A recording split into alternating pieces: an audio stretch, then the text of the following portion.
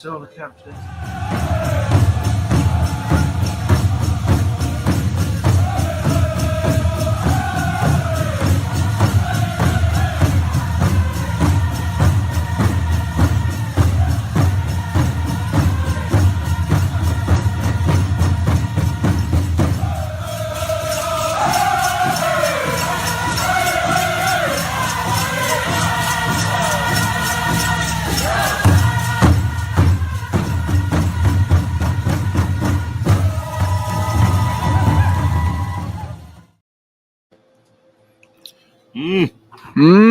Pivawunla Nyake Janet. Pivawun Matsume. Good to see everybody. Good morning. Good morning. I know it's really not morning, but unless you live in G Town, I'm sure you're just now getting up. Coming live from 1950 South Shepherd here in El Reno. Just got back from our training. We finished up yesterday with ORN, the Opioid Response Network. It was cool, we were at the Omni. We were at the Omni for like the past 2 nights. And we got to see our enemies, the Pacers. Dez was over there hugging around on them, Whatever. acting cute, So if you'd have gave me the word AJ, I'd have handled that. Yeah.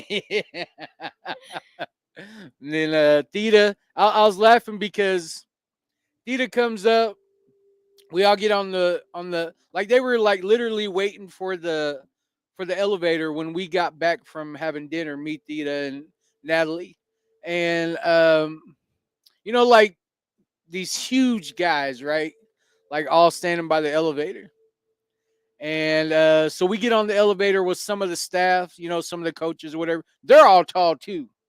So, we all get in the elevator, and I seen Theta, she hit the eighth floor. But then they were like, oh, we're going up to the 13th. And she goes, me too.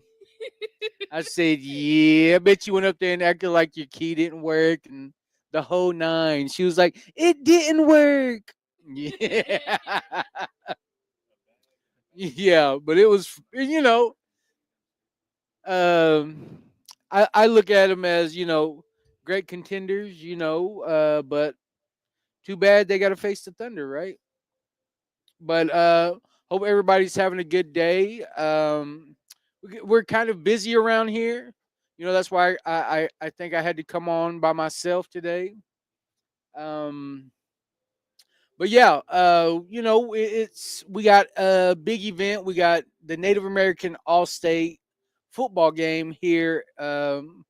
Oriental High School is hosting for the second year in a row. So we decided. Well, we didn't decide. I don't even know who accepted the offer. I think I was voluntold. Yeah, we were voluntold.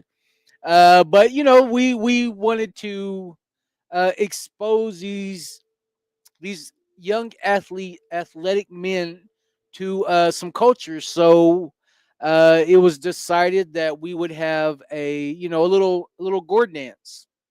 I think today we're gonna make some gourds with them. Is that with them? Yes. Yeah, we'll be making gourds with them. And it's just about the exposure. It's just about the exposure to culture.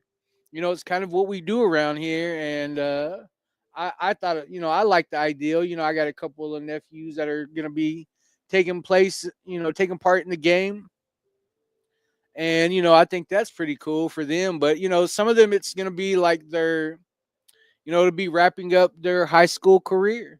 And like my nephew Xavier, uh, he's not done with his football career because he's going to play college football next year or next semester. So that's pretty exciting. But it's just our opportunity to expose these young men to what culture means to us around here. And then tomorrow will be the football game, the actual game, and we went ahead and put a halftime show together. We have some dancers coming out, and that'll be cool. Just the whole shindig.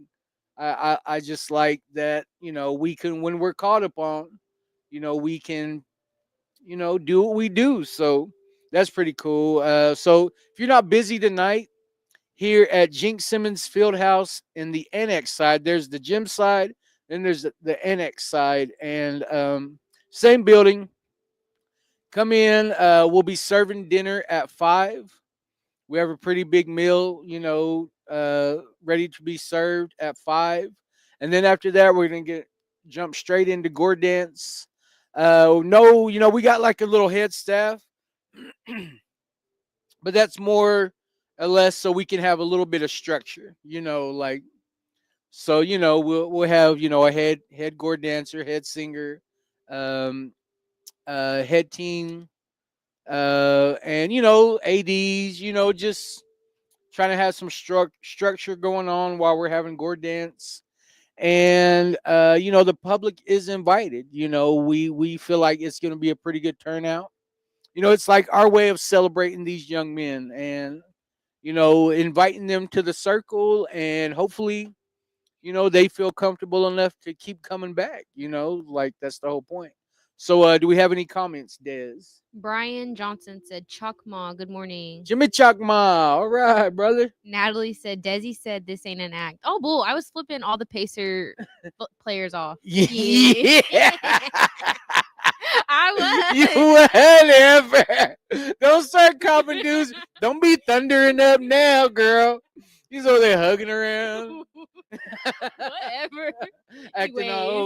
acting all somehow. Yeah. Anyways, Tobias said, good morning. Mary Beaver, morning tour. Good morning, brother Toby. Mary.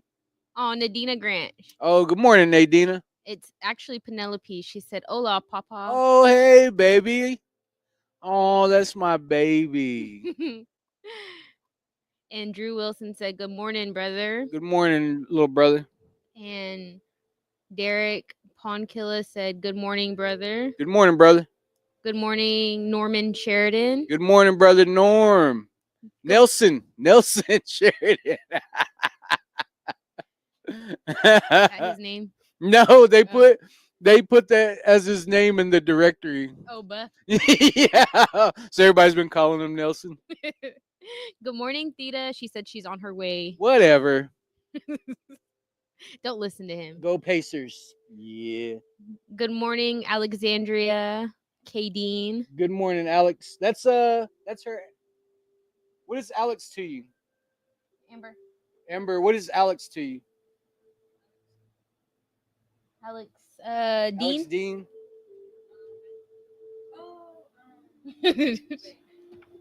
We have, y'all would be cousins, right? Yeah. We got your little cousin Amber here, Amber Beard. So she's one of our youth workers. So I'm gonna tell her hi for you. Yeah. Hochini Botone said, good morning, hey, Old Crow Man. Hey, that's my brother right there.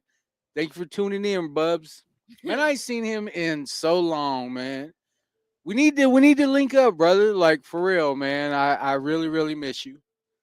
And your birthday just passed last month. I really been thinking about you. So, I hope we can find out a way to go have dinner or something. But I hope you're doing all right, little brother. Natalie made fun of the way I said Byron. She put Byron. Byron. Is that how I said it? That's how they say it in Indiana. But you're not even funny. That was totally funny. Yeah. Said, good morning, y'all.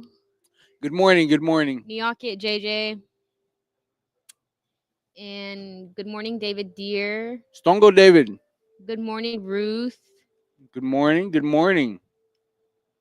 Alex said, heck yeah, proud of her. She's talking about you, Amber. Yep.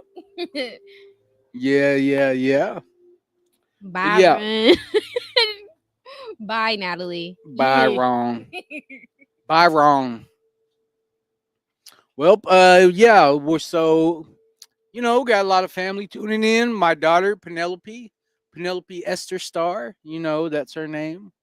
Uh, that makes me happy. You got my brother Hoach, my little brother Drew. Feels pretty good. Feels pretty good to have them tune in. Hopefully, I can go get Johnny and Penelope later and bring them to the dance tonight. So that'll be good. That'll be good. But just another day here in paradise, up here at 1950 South Shepherd.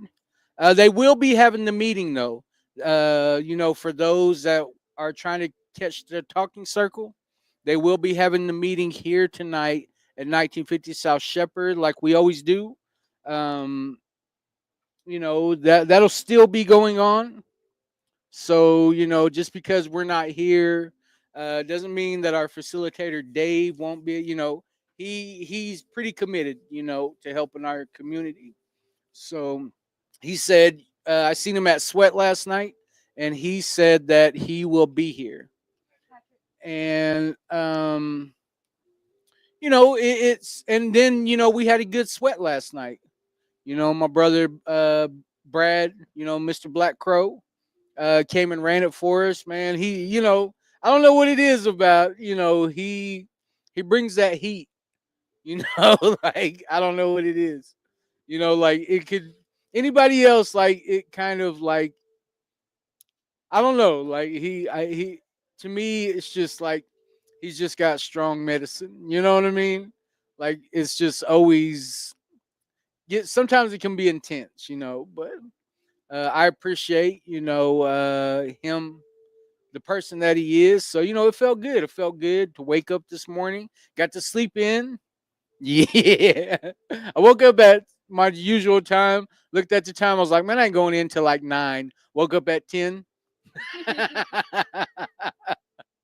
But yeah, so that's why we're running a little late here today. But, everybody's running around like Chickens with no head. chickens with no heads today. So I'm gonna go ahead and get into this reading.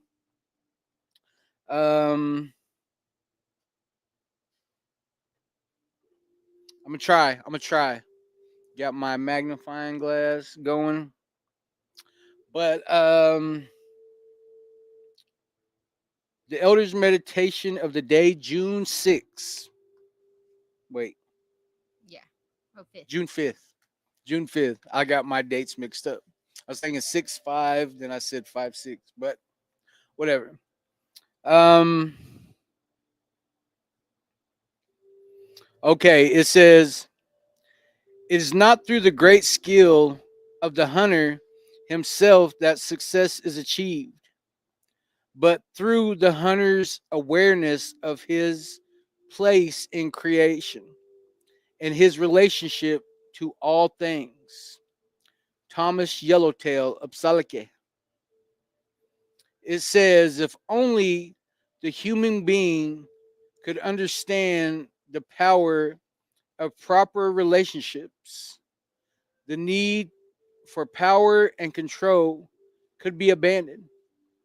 It is not what is going on that matters, but how we look at what is going on. It's our relationship to it that counts. Nothing in the world has any meaning except the meaning we give to it.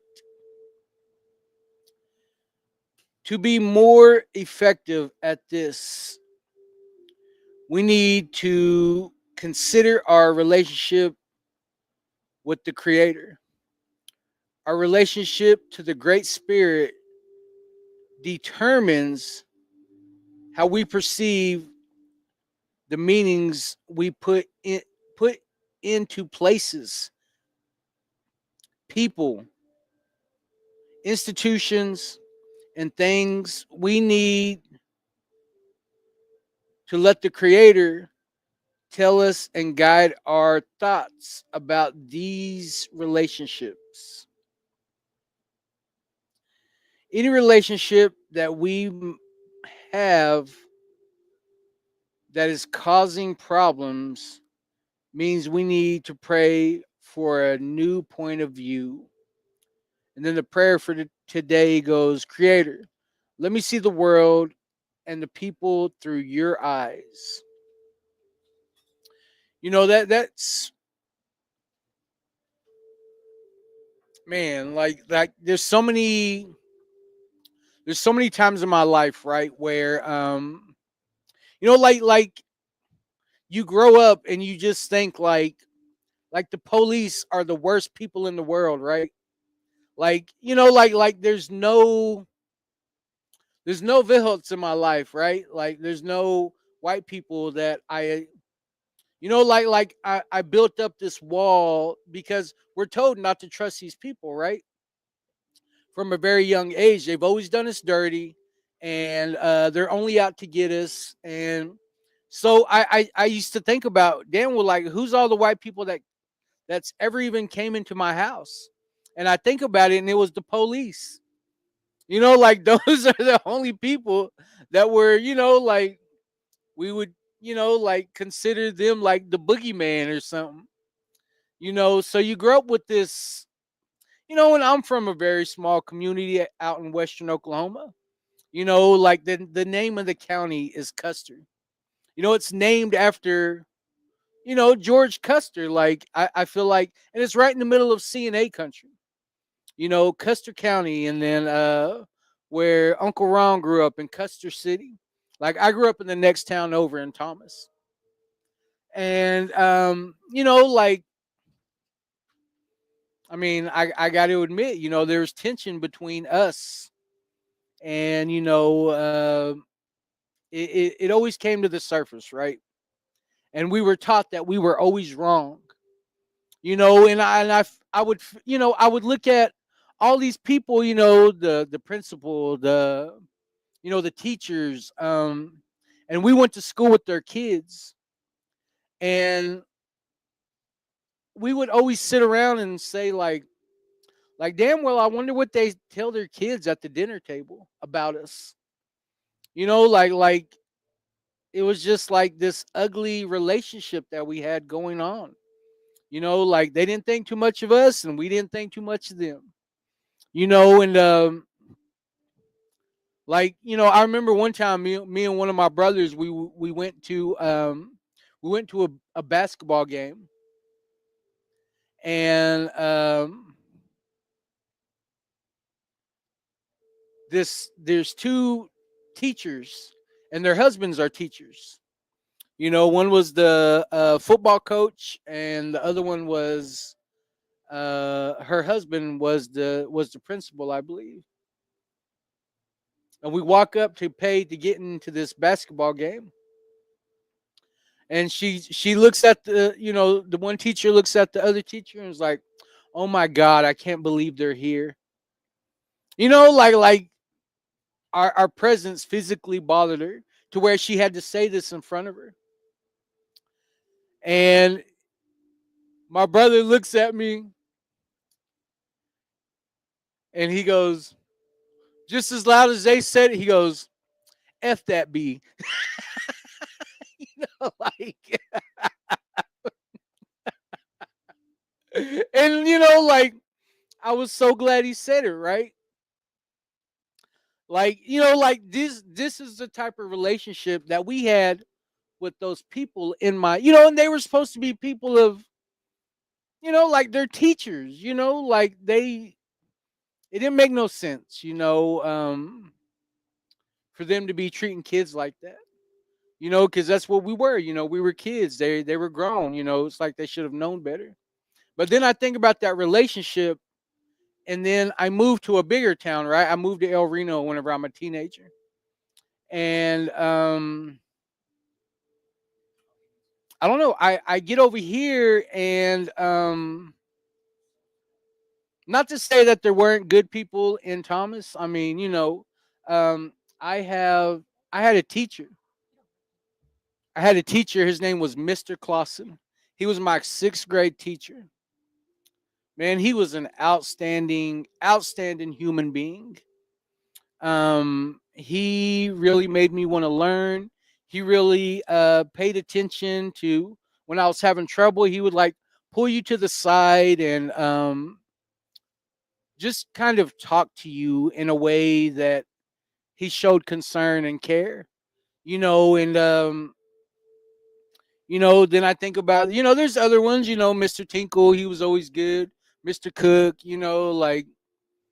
like there were good people, Mr. Petrie, Miss Petrie, she wasn't always a big fan, but Mr. Petrie, whenever I was older and I had a my oldest daughter Brianna, and me and her mom are walking through Walmart in El Reno, and he just walks up to me. We see him and Miss Petrie. She was my kindergarten teacher.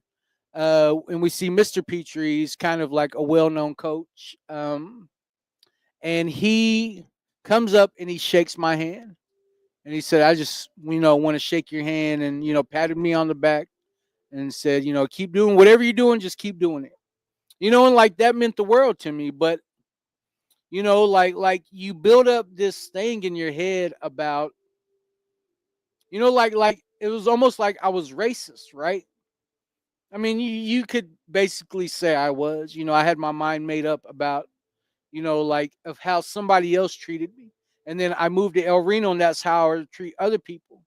But then I move over here, and it's like a totally different,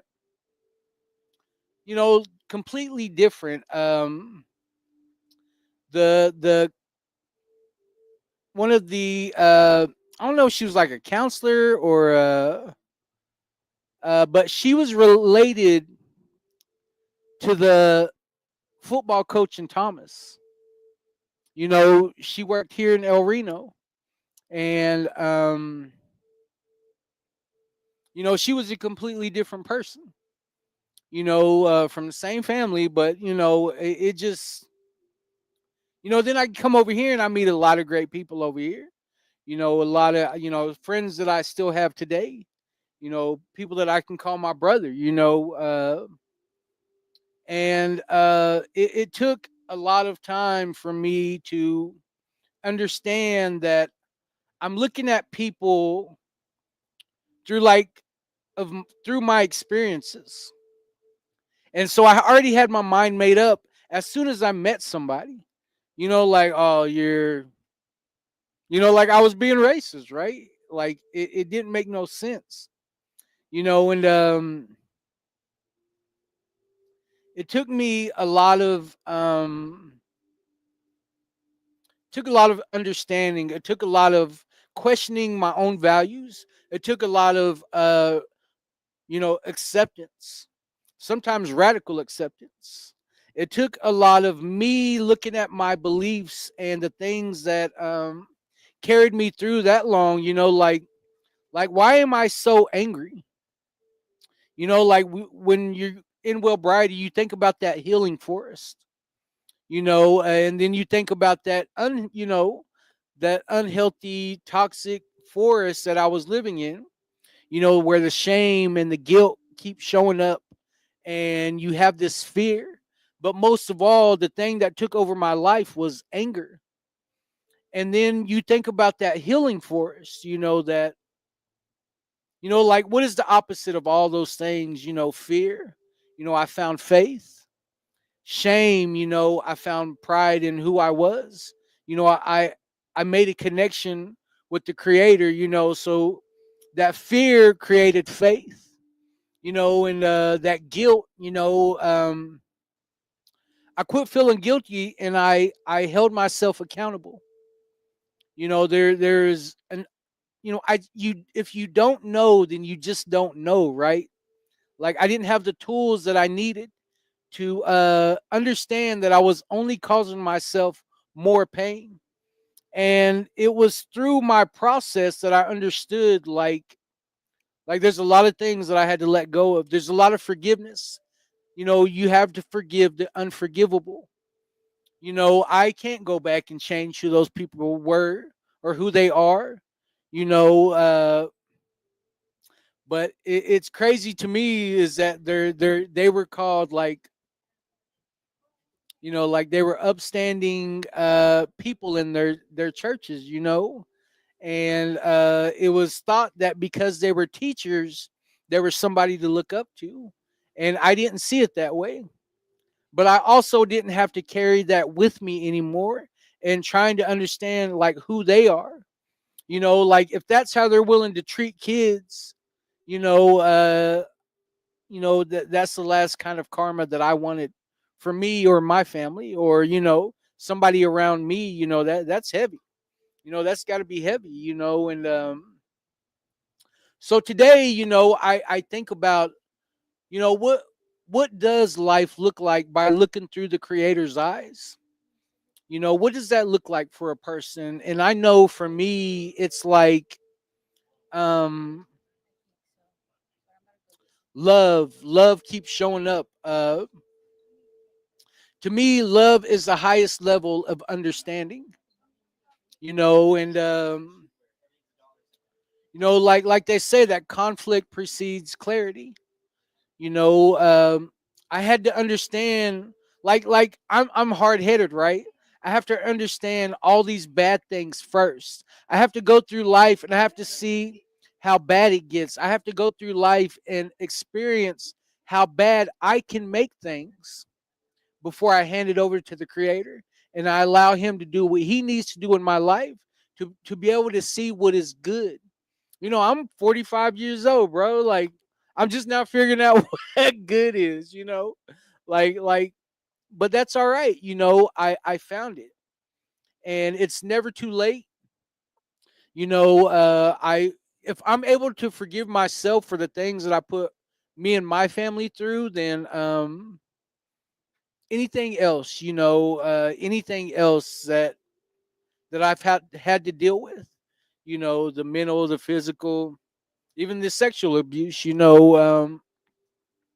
it I had to be able to forgive them, you know, and forgive myself, for the things that I've done. When it seemed like once I was able to take that step, you start to see things in a different light, and you start to understand things in a different way, and you're not angry anymore, you're not scared anymore. That shame and guilt kind of fades away, because when you're able to put all these emotions to the side, and allow the Creator, to give me this understanding that like I don't have to understand every person that comes into my life.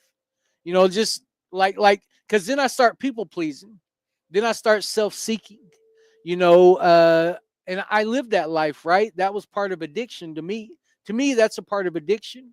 Now that I'm on the recovery side, I get to see things like I want to see the good in everybody. I can always find a positive. I don't care how negative a person's trying to be, I can always find something positive to say. Because you meet a lot of people, that are struggling, that are needing help, and I feel like that's one of my gifts is even as bad as they think that their life is, like I can always find a positive for 'em. There's always something to be grateful for. Like I wake up in this gratitude. Like as soon as I wake up, like thank you, Creator. you know Thank you for allowing me to take this breath right here, right now. Like just little things that you take advantage of every day. I wake up in gratitude every day. Like it's hard to get me down, man. It really is. And I don't stay there very long, if I do feel down. I've learned to turn to the Creator. I've learned to like I was talking about the police earlier, right? So, one time my grandma told me, she was like, "Why are you so mad at the police? Like they're only doing their job." And then she would kind of go into this like, well, who else is going to chase a criminal? Who else is going to get these pedophiles off the streets? Who else is going to get these rapists? You know what I mean? Like like it the way that she put it was like they're the same kind of person that you are, except you made a bad choice. And when she kind of put it that way, I mean, it wasn't like they were my best friends, yeah, but I didn't just have this ugly attitude, like I wasn't scared of them. That's probably been my that's probably why I did a lot of the things that I did, is because I was not scared of them. But I also understood like they have the power to, put me away for a long time. But um today, it's like when I think about when somebody overdoses, maybe that cop's the only person that can be there to save that person's life.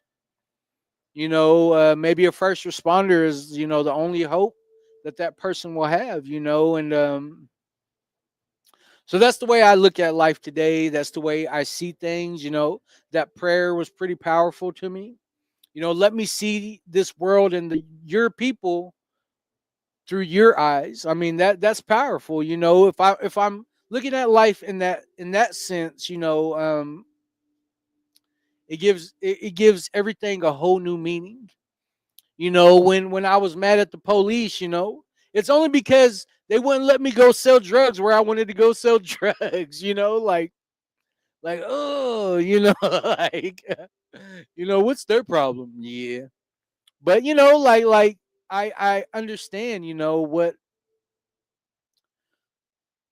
how every time I got arrested, that was the creators intervening in my life and allowing me a chance to get back on the right path. And sometimes, you know, that's what it takes. I'm that hard headed.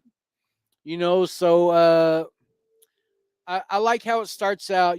Thinking about like and it, like thinking about it as a hunter. Like as my ancestors would think about this thing. It's not how skilled he is, it's his relationship to everything else in this world. That his awareness of that relationship he has with these animals and Mother Earth, and the respect and the love that he has for all of these things. Like to me, like when I look at life in that light, when I think of where my life would have been had I had this put on, put them new lenses on my heart, it would have saved me a lot of pain and heartache. So I'm thankful today that I do have that awareness. I'm thankful today that I do have that understanding. And I have the clarity. I have the clarity that we always talk about. And so it it it just it gives me a new understanding of the things that I need to understand, and do we have any comments, Tatum? Yes. I don't know where you guys left off. Um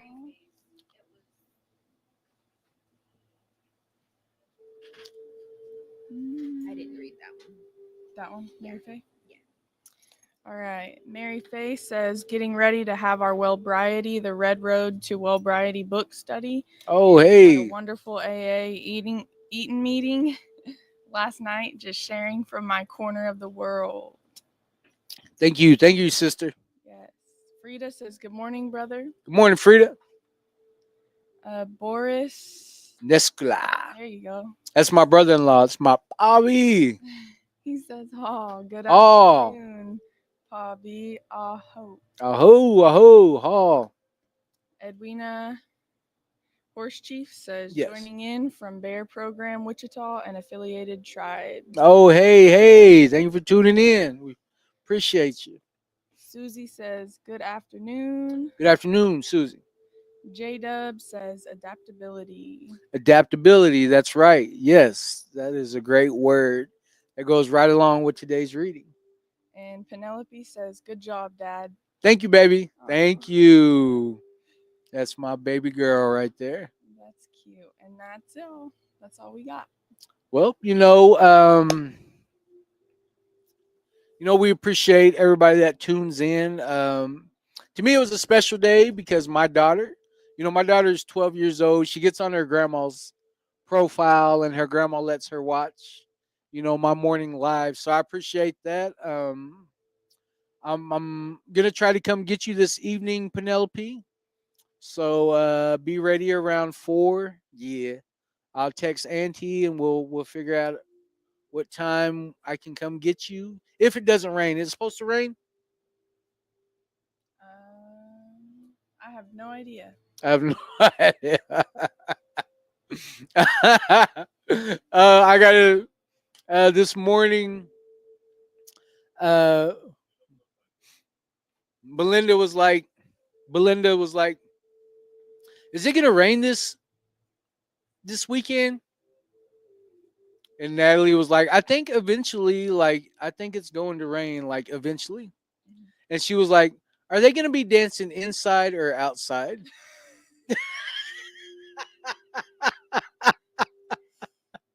Talking about over there in Greenfield. And we just thought it was the funniest thing. Like, me and Natalie was cracking up. Well, I thought if they were dancing outside, that if it started raining, they would move it inside. Like, no, girl. Yeah, you better go get a tarp. Yeah, better wrap up in that tarp, get in that car, put all your stuff up. Yeah. Yeah. But thank you everybody for tuning in. We will see you tomorrow. Like I said, you're invited to the dance tonight. It's the Native American All-State game, football game. We're having a little dance to celebrate them tonight. And I believe right now some of us are going to go over to the NAC and make some gourds with them. I believe they'll be having like doing a Buffalo tour. There'll be different events going on, but at 5 o'clock at Jinx Simmons Fieldhouse, we will be having a little dance for them. Nothing crazy. Our very own Domingo White Man will be making his MC debut. So, that's another, big moment for him. I feel like with all his corny little dad jokes, I can't wait. And yeah, but it's the experience, the exposure that we're trying to give these young men. And so everybody's invited. It starts at 5. We will be serving dinner at 5. We have a head staff, but it's only to give us some structure. I believe we're going to be the only ones that will do one special, and it's just so we can give away to our head staff and show some appreciation for them coming out and taking part. So we're really looking forward to it. We got a good meal planned out, a traditional meal. Yeah, Nat, she, I don't know, man. Nat can cook. Nat can cook. I like her creek dishes, her Seminole dishes. Like, it's something new to me. So people are always asking me, I don't know how he isn't 500 pounds, but I'm looking forward to it, and hope to see everyone there. And so, yeah, shout out to my brother Hochny. I love you, brother. I hope, we get to see each other soon. Man, I definitely been praying for you. I definitely, you stay in my thoughts quite a bit. So, I just hope that we can see each other soon. But hope everybody has a good day. We will see you tomorrow. So with that, aho.